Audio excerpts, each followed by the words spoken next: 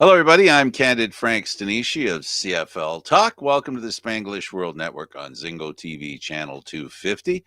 Please remember to download the Zingo TV app at the respective app stores for iOS and Android devices. While you download the app, make sure you rate and leave a comment. Both apps are absolutely free.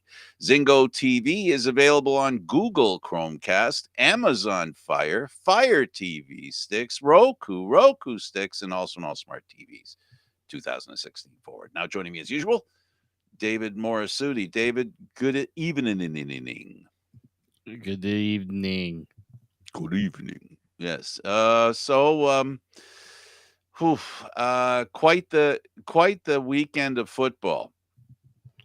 It was a jam-packed weekend of football. It was awesome. But before we talk about the football games, I want to talk about an article written by a guy that we both no, a guy that we know for a fact spent a lot of time around the Toronto Argonauts and the Canadian Football League. His name is Sean Fitzgerald, and he's writing for The Athletic. And he wrote a story about the Toronto Argonauts. And as you can see there, how do you fix the Toronto Argonauts? Um, I have to say, I've not read an article about this subject that covered a lot of time and territory. David, he did a great job of really filling in the history of the Toronto Argonauts and the Canadian Football League, and unfortunately highlighting some of the issues and some of the travails that this franchise has been through, is going through, and giving us some foresight into maybe, unfortunately, what the future holds for this franchise in this league. Yeah, and and Sean's asking the multi-million-dollar question that every owner since the early 90s has been trying to figure out with this team. Yeah, Cinnamon and Sokolowski. Yep, going back to them. Going like and they were interviewed in this article. They were. This is where I have to always preface it with CFL fans that Sean Fitzgerald is not like other reporters when it comes to these sort of stories because he goes in depth. He doesn't just point out what the issues are. He digs deep into figure out, okay, what has been done in the past? And this is what the story does well. What has been done in the past to try to figure out what has been done in the past? Because it's always funny because we hear some say, "Oh, you got to throw some serious money at it to try to really promote the team." Well, what are you throwing money towards, right? What are you trying to accomplish with these investments? That's what I think gets lost a little bit in all of this, and this is where I think Sean does a really good job of getting the opinions from people who have been there and who have been a part of kind of the struggles that this team has gone through. Yeah, he even talks to the Argo Queen, Lori Bursey. I consider her a friend. She's been an Argo season ticket holder for something like 40 years. She has traveled with the Argos. She has followed the Argos loyally. Just one person. She's an example of many. There are many like her, and he chose to speak to her because up until a few years ago, she was very central to what was going on with the Argos, and she was the queen of the Toronto Argonauts. And she was there for a lot of the stuff, as many other people were, as you're referring to. The people are under the misconception that the Toronto Argonauts, as a franchise, have done nothing to promote the team. This article reminds us of some of the things that the Argos have done, even to the point where they they went to an adult club to get some women to do some dancing, and and that I'm laughing because that spoke to so much to the desperation, where they've tried some stuff, maybe not the right stuff, obviously. They've tried a bunch of things. They've tried bringing in big name players that had names. So many things have been tried with the Toronto Argonauts, and I think Sean points out to the biggest problem the Toronto Argonauts originally had, and I think continue to have, that people don't understand. Up until the Toronto Blue Jays came here, the Argos were actually having 40,000 people at their games. Mm-hmm. Well, not only that, it's the type of people that were having to their games, right? I can speak to my father was a lifelong CFL fan. He was probably among the young crowd going to watch CFL games. He continued to watch CFL games, but guess what? I followed, but not many other people my age followed. Yep. There's a generation gap that the Argos continue to struggle with. And it's now, I think it's not just the Argos problem. I think it's the CFL's problem right now. Yeah.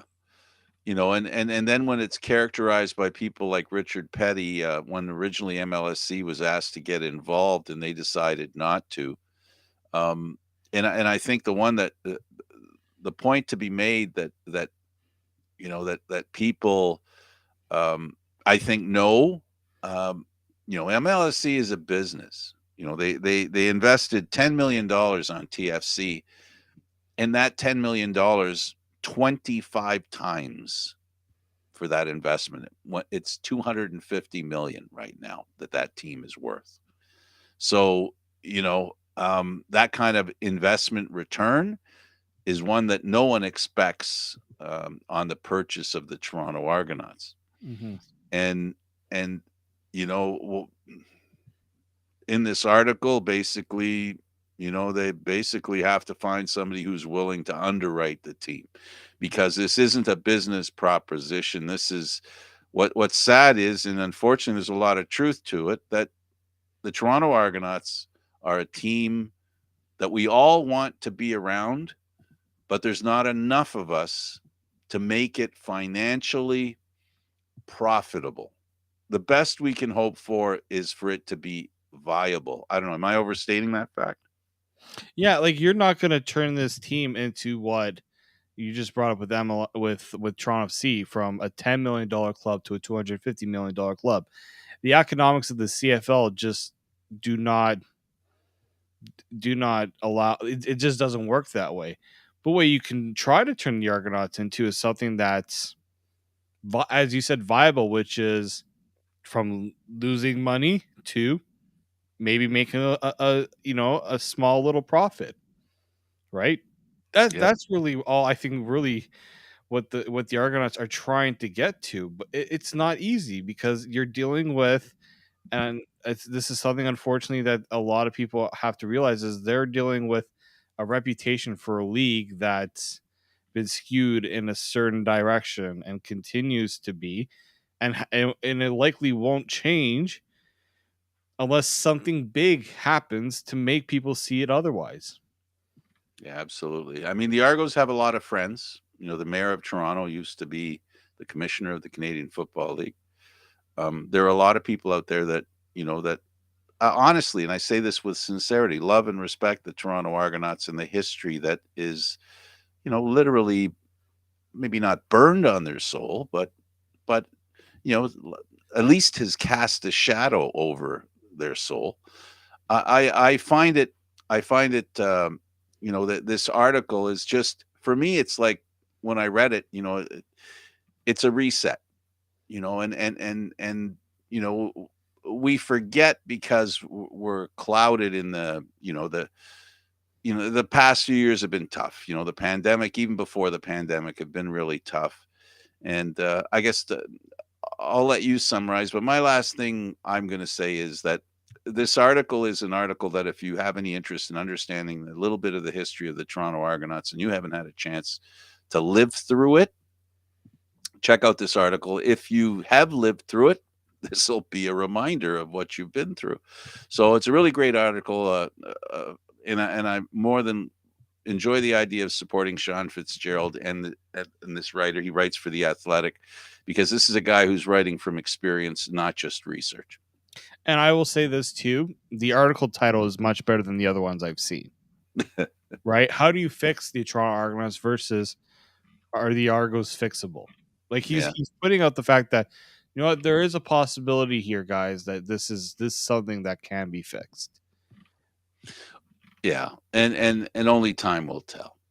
Only time will tell. That well, great article. Check it out. Um, you know, my friends are there. The Argo lifers. Um, they support the team. The group has always been diehard Argo supporters. Teams and fans from out of town know who they are, and sometimes they don't want to know who they are because they're tough on the visitors, and they sit just outside where the visitors come out. So that's the article, and let's move over to the games and hopefully something better to talk about. Now, Yeah. fortunately for us, we get to talk about some good football before we go back to a little bit of Argo depression because they played on Sunday. Here we are talking about how do you fix the Argos. And You people are don't just play like, games you like mean the team on the field? you don't play games like they did on Sunday, Saturday. Sorry. Well, it was Sunday because it By the time started at by 10. the time it By the finished. time it was finished, yeah. I am totally. Uh, we'll go with game one. We'll start with game one, and that was the Saskatchewan Roughriders visiting Montreal. And on the subject of fixing teams, we have an owner in Montreal has all the intention in the world to fix the team, and he's a very aggressively supportive owner, and you know that this game meant a lot to him, and he expected some big things from his team in back-to-back games against the Saskatchewan Roughriders. They came through and won 37-13. Um, they almost pulled it out in Saskatchewan when Harris came in and did a great job, and he did even a better job in this game. And you know, they won this game and they won it going away. And some might suggest, wow, like Saskatchewan's not a pushover. No, they're not. I said the week before that they were one of the better defenses in the CFL in terms of being able to stop the air attack, and that's quite a it's quite a statement from Trevor Harris, because there were some people who were doubting whether he can actually be a starter, like, and be productive. Right? We always talked about the Trevor Harris that could put up all the yards, but then when it came time to put up the points, it just wasn't there for him. It was this time. Well, my favorite every week, I always like to look at, quarterbacks and, their TD to interception ratio. He had a TD, no interceptions. And with quarterbacks, we must remember today that a lot of times quarterbacks don't get credit for TDs if their backup runs in for a touchdown. So we keep that in mind. But what we do know is Cody Fajardo did not throw a touchdown pass and threw two interceptions. So, Harris showed that he can really play the game, and I think and even here, even myself, I have to take myself to task as well, that like many, I think it's important that quarterbacks not just be successful statistically, but they need to win. you know I've come to the realization that the Canadian Football League, not that they don't need more starters in the Canadian Football League, but what they really need when it comes to quarterbacks, they need stars, not starters. That doesn't mean they don't need starters. It's just we need some more stars because I think that's who sells the game. Right. We need players that, when a tough play needs to be made, there's no doubt they're gonna make it. Right. Yep. And And we saw a couple of those passes by Harris, and that's what you need because offense sells tickets, and this game offered us a total of 50 points, which is a nice amount of points that we sometimes seem to be lacking in Canadian Football League games. And not that there wasn't a great defense as well. This had everything. I mean, how did the game start? yeah, I was gonna say I loved it. Chandler Worthy. The Argos decided they didn't have room for Chandler Worthy, have struggled mightily on special teams to really get anything going. What does he do? And he was a late addition to the Owls team because he was cut, and And he's an already got it. injury required a replacement, and that he was just next man up. And he made it. He made it count with a touchdown return, which is becoming pretty rare right now. Special teams is hard to get that production right now. Yeah, he averaged about 20 yards on a return, 18.6.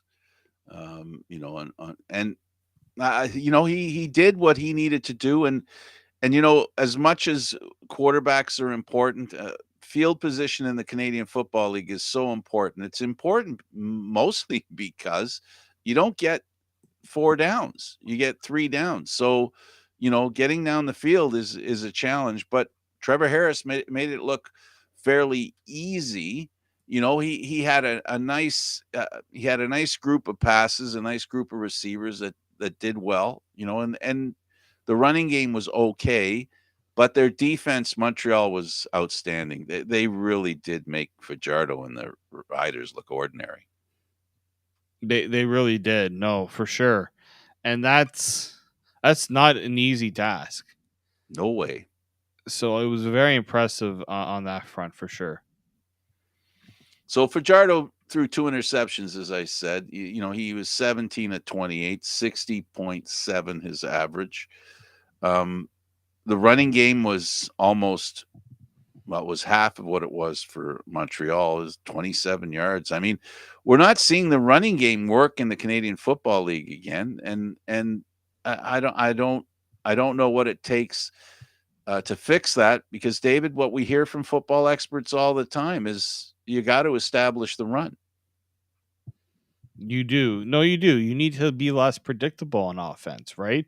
Yeah, Because defenses can continue to, have a bunch of guys in coverage and force the quarterback to throw the football. Well, if you have a running game that's going to make the field shorter and eat up those yards and really get, really in a lot of ways help your, offensive line a little bit. The defensive linemen prefer to push forward than to have to drop back. So I do think it's crucial when you think about, you have to make the defense guess a little bit.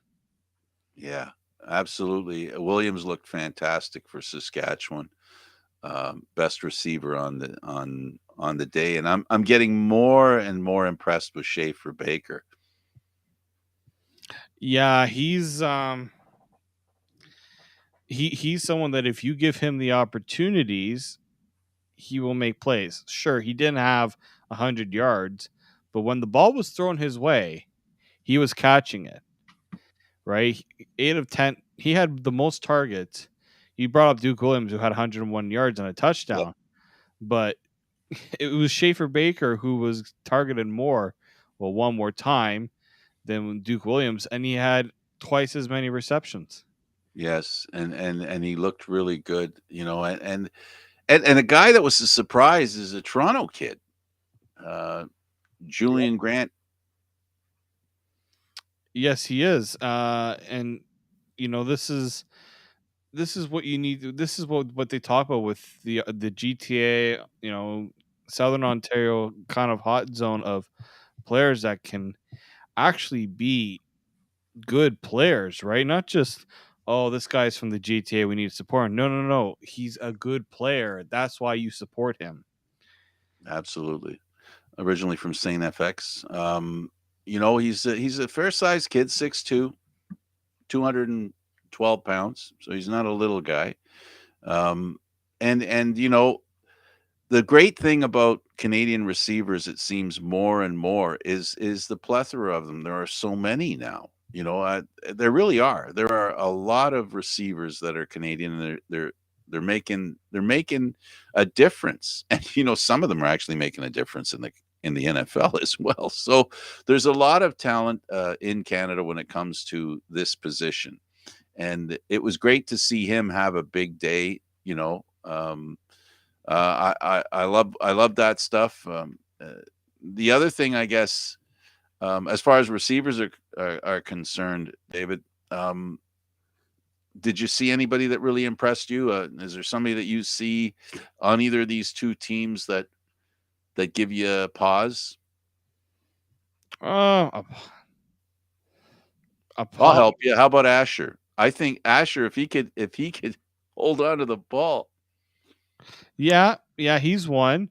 I think it's nice to see Tyson Philpott get Yes, a really long reception. Right, him and his brother were kind of the next wave of, again, CFL dynasty families. absolutely. And having a little battle of their own, right? Yep, We get no, to for watch sure, that every weekend to see how each brother does. exactly. Yeah, I totally impressed. So, congratulations to the Montreal fans, their team, and Saskatchewan. You know they'll bounce back. 37-13 in Montreal. Great game for them. Awesome, awesome game. The Ticats went into Winnipeg. They haven't had much luck with against them the last couple of years. We keep saying it, but you can't help but say it. They lost back-to-back Grey Cups to Winnipeg. They must have been motivated when they went into this game. And you know, this is another one of those times where Dane Evans churned up a lot of yards, 237 of them, unfortunately, no TD to count, and two interceptions. Caleros, no TD to count, 302 yards, one interception. So neither of the starting quarterbacks were credited with a TD pass. It's kind of the earmark of the CFL in a way, Yeah, right? yeah, that's the part that I think is most scary. And like I said at the beginning of the program, if there's two guys that should go from being starters to stars and play like stars, these are two guys that could do it. One established in Zach Caleros, Dane Evans, another one that we've seen such skill, early on in his career. It just isn't this year. I don't know whether he has to break through the pressure of being the guy. I don't know if that's part of the problem. Um, it's tough to say, really. I mean, it's something that that's the question for the coaching staff, really, right? They're the ones that have those conversations and really try to figure out for themselves. I even look at the scoring plays in this game, right? Right. Single, field goal, field goal, field goal, single. Hmm. Like, where are the touchdowns? Yeah. Touchdowns came, unfortunately, the one off the interception, which was taken by Willie Jefferson. Willie Jefferson had more touchdowns in this game. Boy, does he make a difference on that team or what? Yeah, I was gonna say he had more touchdowns in this game than the Hamilton Tiger Cats did.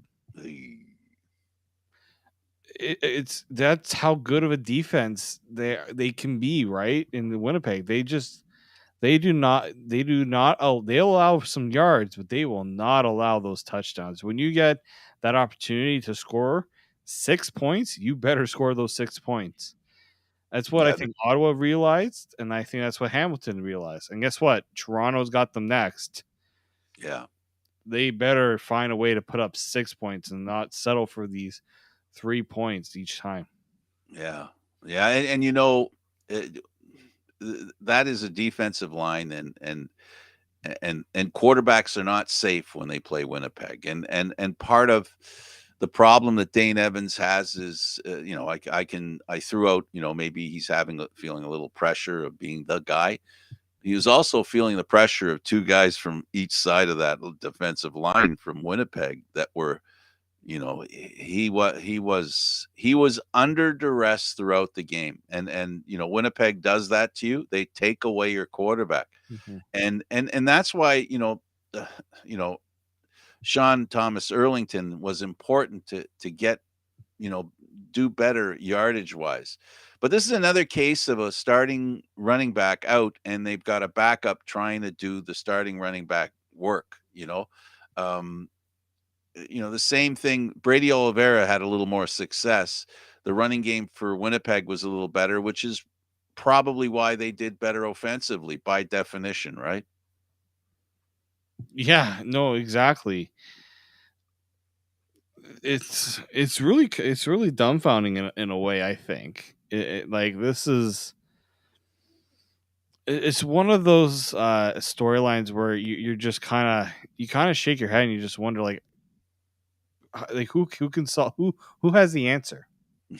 Like I clearly I right now I don't have it. I can't even really.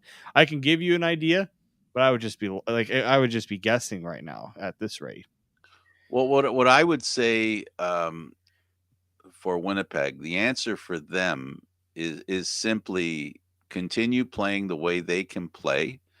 You know, every facet of their football team should play to their they every part of their game is good. So if they're having trouble with Caleros throwing touchdowns, they can do it a different way. They have that advantage. On the other hand, with Hamilton, they're trying to establish a quarterback as their starter.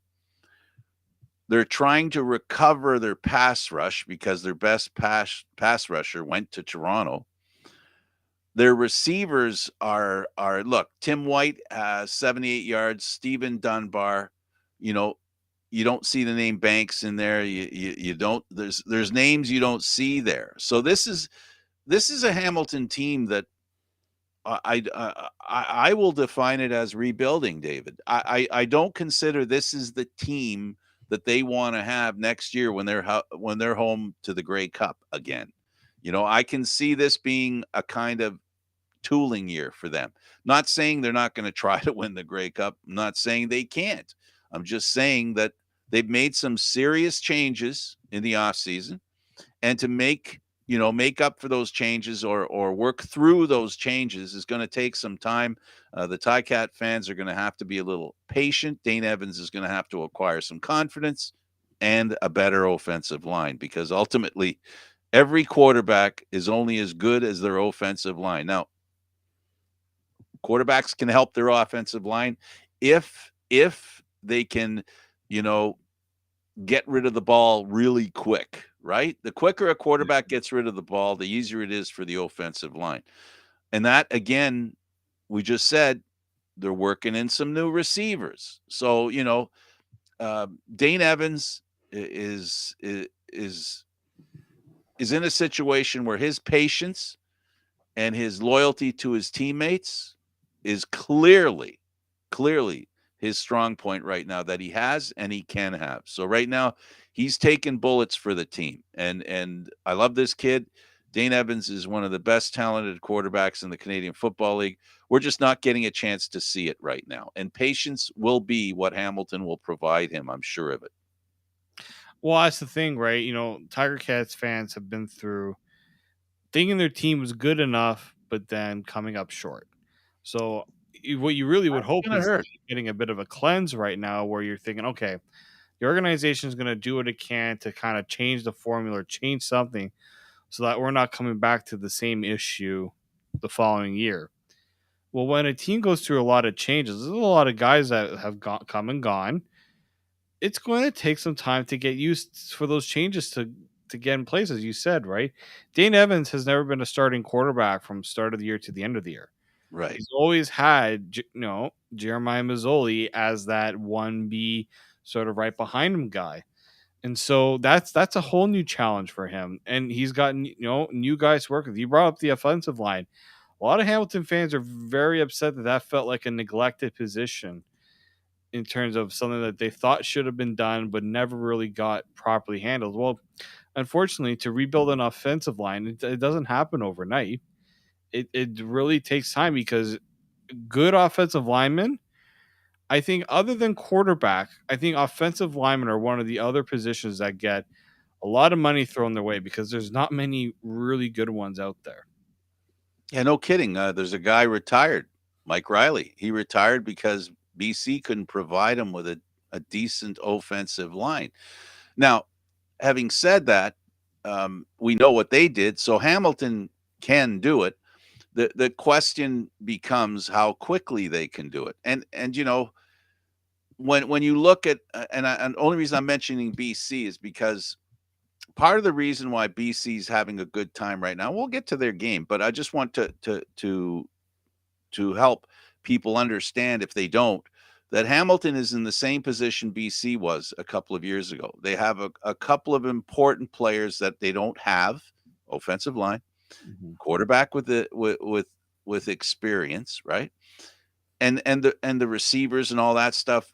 BC may not have made the playoffs, but the last couple of years they built a defense that was incredible 2 years ago. And they started working on doing the offense and of course special teams. What we're seeing from them is a team that was built over the past 2 years. This is what Hamilton needs. Hamilton's going to have to go through that process where they're going to have to build a team. And they just don't have any one individual on that team that can throw them on their back and carry the team to victory. And by the way, it's football, so that's kind of hard. Yeah, no, this is so true. I always think back to what the Argonauts did in 2017, right?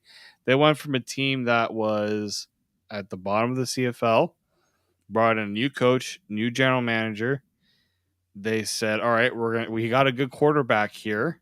Let's just make sure he's surrounded with what he needs to be successful." And it worked. But Mhm. that's Ricky Ray we're talking about. That's future Hall of Fame. Well, now And elect James Wilder had the career year his yeah, first year.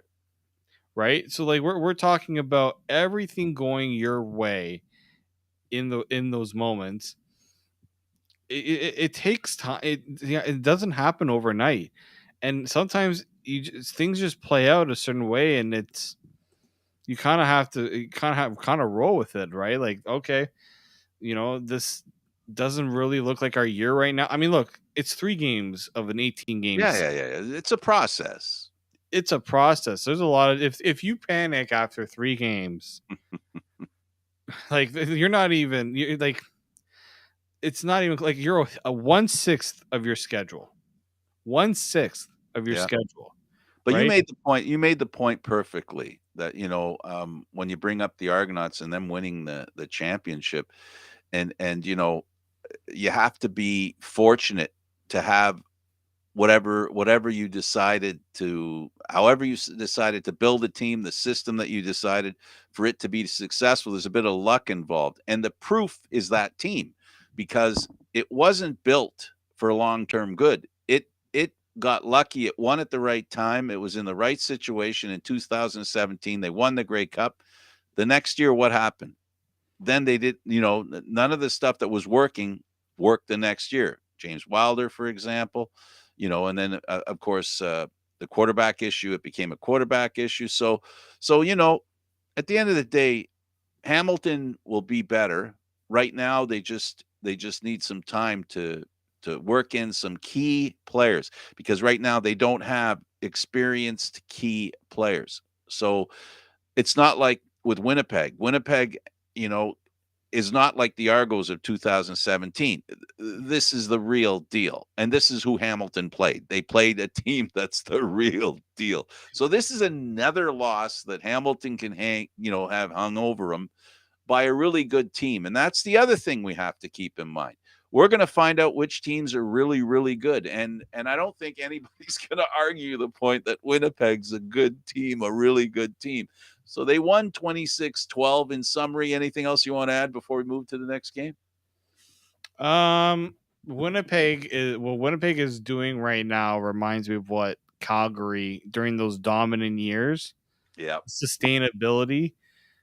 It's Next man it's up. just it continues to carry over, and that's if you're a CFL front office or management guy, you're kind of just like, but we thought if we move if we but they were able to keep as much of that together, right? And the front office are just trying to find a way to beat them. They think they have the formula, and then it's like, oh, What they just yeah, exactly. So I think it's going to be the team that beats Winnipeg this year is going to have almost either catch them on their worst performance ever or have they have their best performance ever.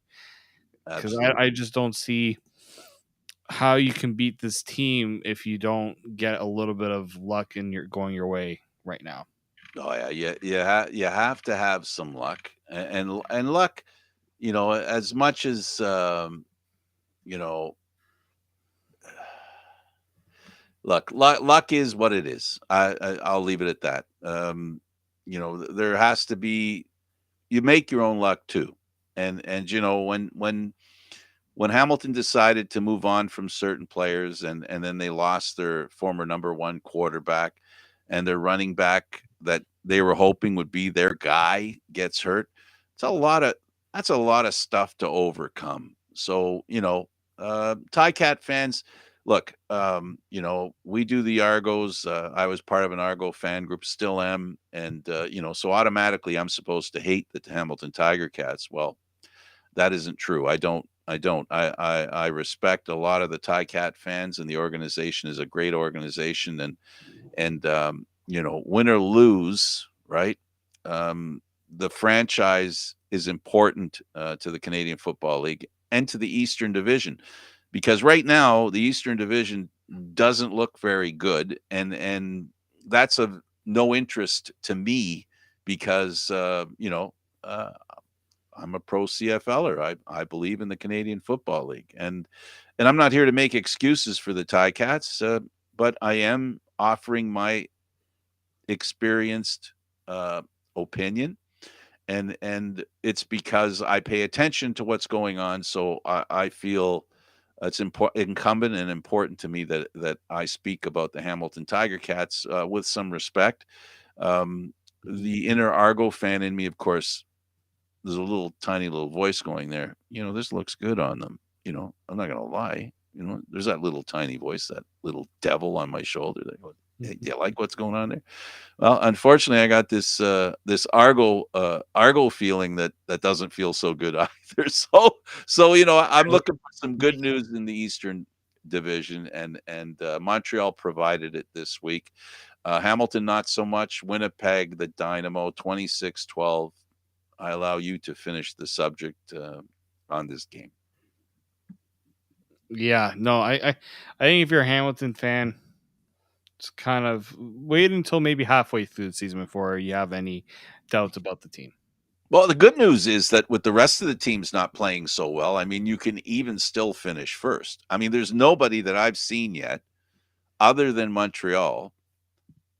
And because Ottawa, I figured more from them, but they've had another tough battle starting on the road, blah, blah, blah, and all that kind of stuff. First place is up for grabs in the East, and every playoff spot's up for grabs in the East. And if they can play well enough and not allow a Western team, if early scores indicate anything, they better be careful, or there's going to be a crossover this year, and only two Eastern teams will make the playoffs. So it's going to be an interesting season. I think for some it has started tough for some teams. Injuries have been a big factor.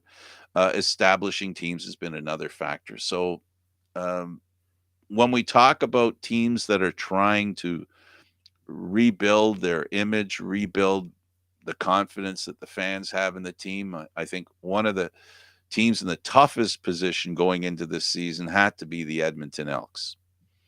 And they went into Calgary, and they did pretty good.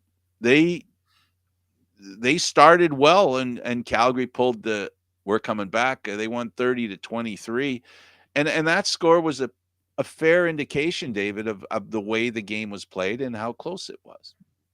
Yeah, but don't tell Chris Jones that because he's just gonna say, "Well, it still ended up as a loss on our record, unfortunately." But no, I respect that.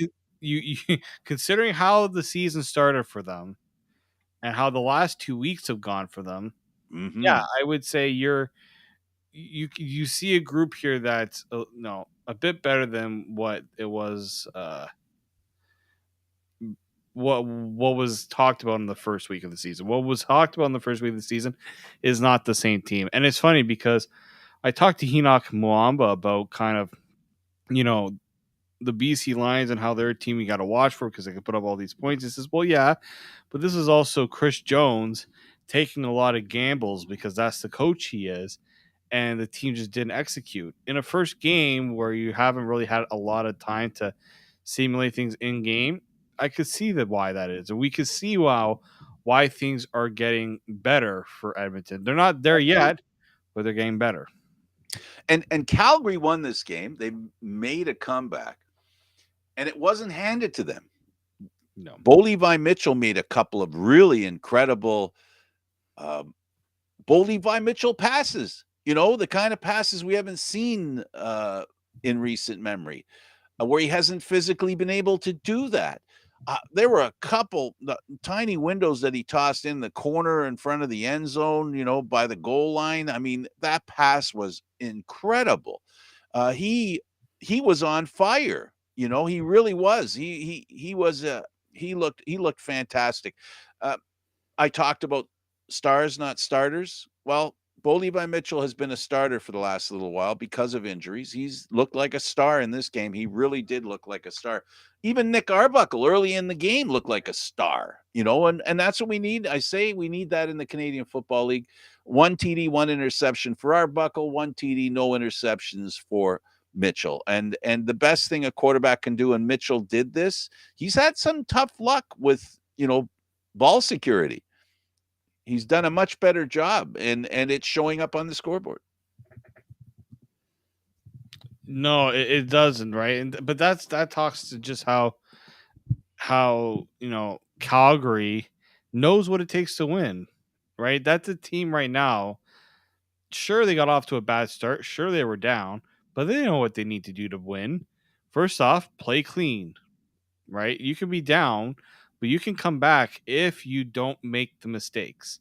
They had Absolutely. one fumble in the game, and that was it. No interceptions, no turnovers on downs. Nick Arbuckle threw an interception in this game. But I think the important thing for Bo Levi Mitchell, too, is how accurate he was. When we talk Yes, about accuracy of the 100%. quarterback, and especially in the CFL where you get limited opportunities on the field with the 3 downs, every pass matters. So 75%, that is a damn impressive mark for a quarterback, but that Sure means is. he did not miss that much. No, he That's did. anything above the 70%, that's the sweet spot. His longest was 46. That was the most impressive. Yeah, we're talking about the arm strength. I think it's just weird how, a team that's got great players like Kamar Jordan, Reggie Beggleton, Come on. Kadeem Carey. That's it. It's about time you said his name. 91 yards rushing, probably the best rushing in Yeah, the right CFL now this he's week. probably the best running back in the CFL. In my Right now, because he's one of the top ones that at least he's healthy. And all of a sudden, here's Malik Henry, 173 yards. What? Who and what and where did this come from? Like, 77 by Beggleton was expected. Yeah, but Malik Henry has been a marvel. He truly has. You're right. it just goes to show that Calgary, when you think, oh, they lost quite a few guys, that doesn't matter. They'll figure out a way. Yep. And this is a guy that's they were clearly trying to work into the lineup more. He played 9 games last year. Didn't really see a lot this year with guys leaving. One guy like Markeith Ambles, you got to find someone to replace him. And here's a guy on his rookie deal, 3rd game into the season, after he put up a combined. All right, trying to do math right now. I'll give you the ballpark around 70 yards. So 65, 70 yards in his combined first 2 games, to then 173 yards. I think Calgary is going to be okay. Absolutely. And they play such an aggressive, physical brand of football.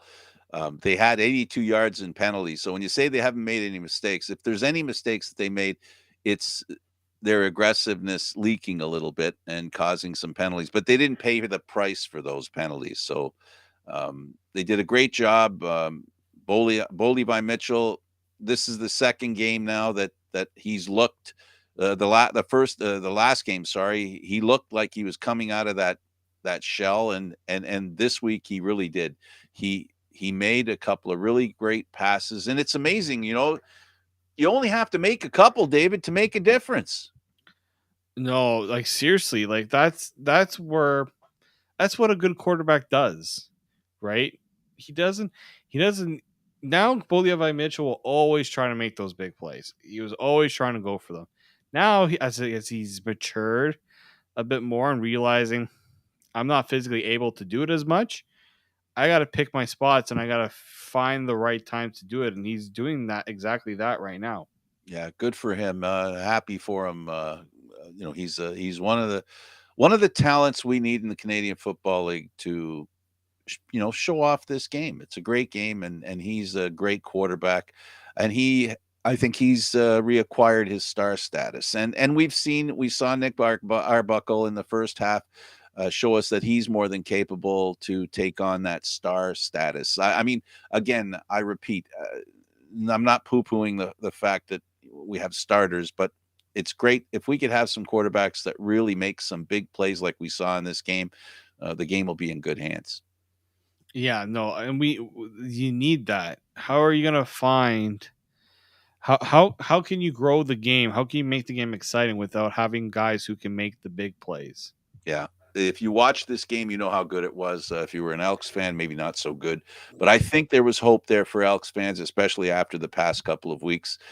Both these teams really look good. Calgary won uh, by making some great plays. They win 30-23 at home again against the Elks. Great game. I enjoyed it. It was fun to watch. The game that wasn't fun to watch, and it went into the wee hours of the morning, Toronto time, 1 a.m. The BC Lions throttled the Toronto Argonauts 44-3. That score was not. It was indicative of the game. It is what the Argo game looked like. It was. It started with what, to me, I don't know. A lot of people said that goal line stand made a difference in this game. I guess because of the score at the time, I can't disagree. But that was more, to me, less about it making a change in the game. I think it was a hint of what was to come. We saw a BC Lion team that was ready, and Mm-hmm. the Argos just weren't ready to play the kind of game they needed to play against the new sensation in the Canadian Football League in Nathan Rourke. We saw a BC Lions team that right away won the toss. Usually they defer. Usually they defer and say, you know what? We think our defense needs to set the tone. What do they do this time? Nope. We're going to take the ball and we're going to score. The offense is going to set the tone. Right. And I think that's what happened right there, right? They score right away, confidence sky high. All right, defense, let's see what you guys can do. Argos are like, we can push back, and it looked like they were going to do that. And then they don't get it into the end zone, and if you're the BC team, you're just like, all right, offense, we got your backs. Defensively, we'll match you.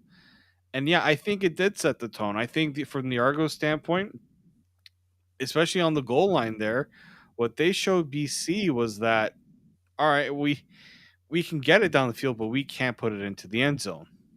There was bad execution on blocks.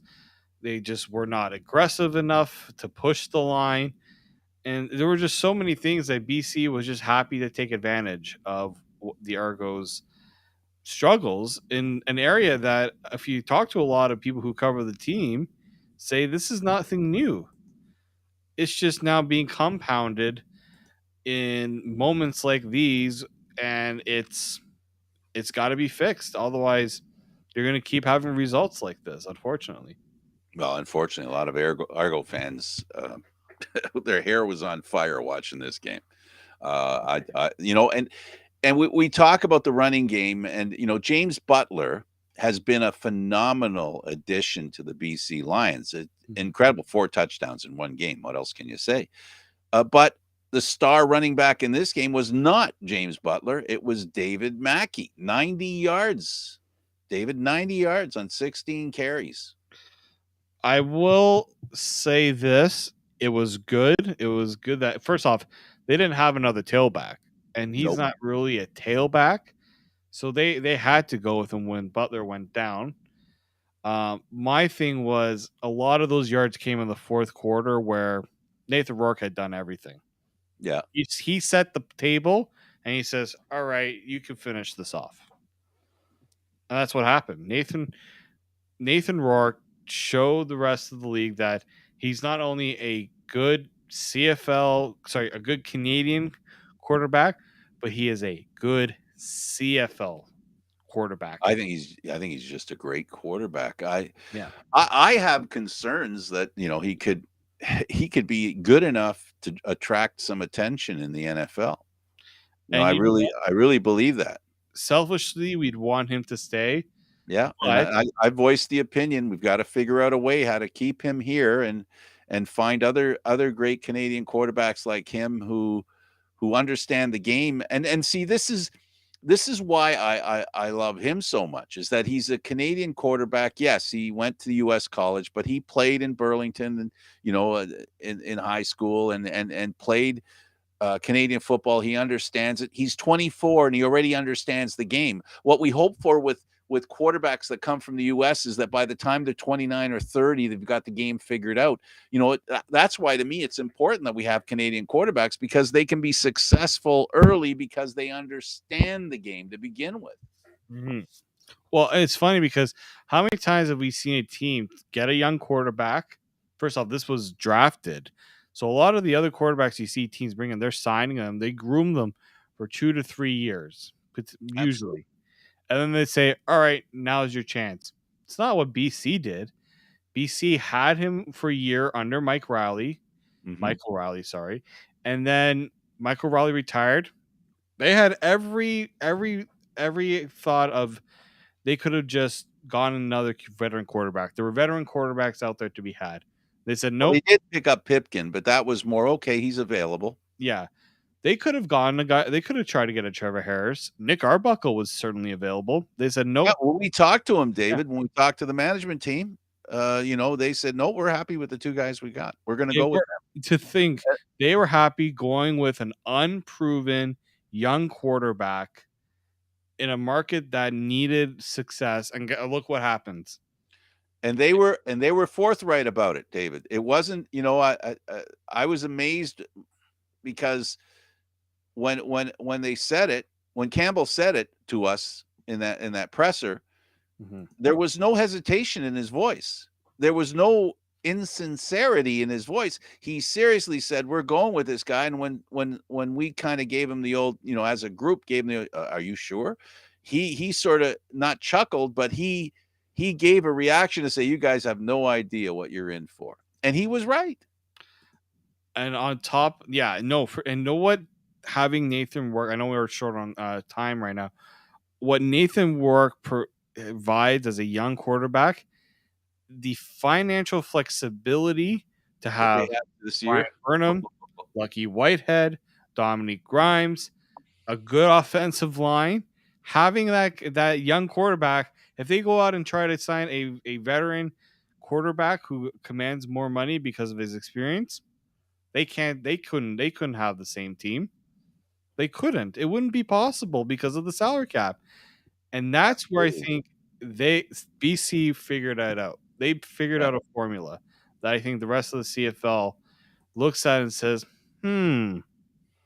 okay, maybe we were a little bit wrong on this.